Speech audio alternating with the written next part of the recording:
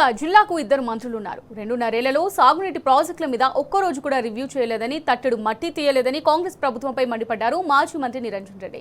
BRS హయాంలో 2 7 టీఎంసీల ఏదుల రిజర్వాయర్ను పూర్తి చేశానని, ఇప్పుడు కాంగ్రెస్ ప్రభుత్వం టీఎంసీ సాగునీటి ప్రాజెక్టును పూర్తి చేయలేకపోతుందని విమర్శించారు.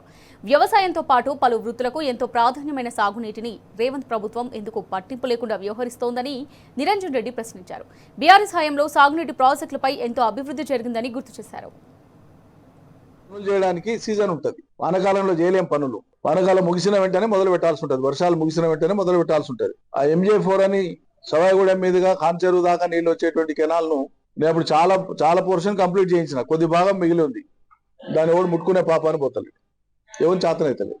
రామన్నగట్టు రిజర్వాయర్ అని కోడేరు, పాన్గల్, వనపర్తి 3 మండలాల గ్రామాలకు చివరి ఆయకట్టుకు నీళ్లు పోతలేవు కాబట్టి కాశీంనగర్, కిష్టాపూర్, రేమోదుల, అంజనగిరి ఆ గ్రామాల మధ్యలో అక్కడ ఒక లోయలాగా ఉంటది. అక్కడ రిజర్వాయర్ కడితే 0.5 టీఎంసీ 1/2 టీఎంసీ రిజర్వాయర్ కడితే ఆ లోటు తీరుతుందన్న ఉద్దేశంతో నాడు ప్రతిపాదించి నేను పూర్తి చేయించిన.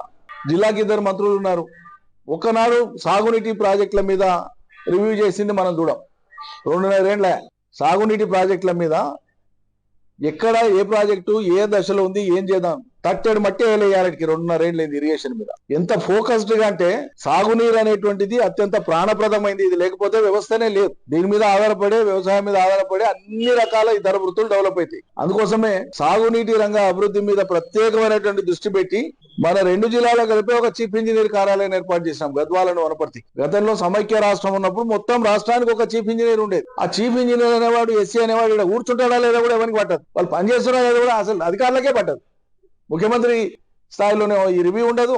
నీళ్ళ మంత్రి నల్గొండ తప్ప వేరే పట్టించుకోడు. మన మంత్రి వాళ్ళు, కొత్త మంత్రి ఏమో పాప ఆయన మక్తల కాడికే చూసుకుంటాడు. ఈ పాత మంత్రులు ఉన్నాడంటే కక్షలు, కార్పణ్యాలు తప్ప ఆయనకు ప్రజలు పట్టింది ఏం లేదు. ఒక బాధ్యత, ఒక అవకాశం ఒకసారి తప్ప ఒకసారి, రెండోసారి, మూడోసారి వస్తే ఎంత పరిణతితోనా, ఎంత మెచ్యూరిటీతోనా ప్రజలకు మేలు జరగాలని తలంపుతో పనిచేయాలి.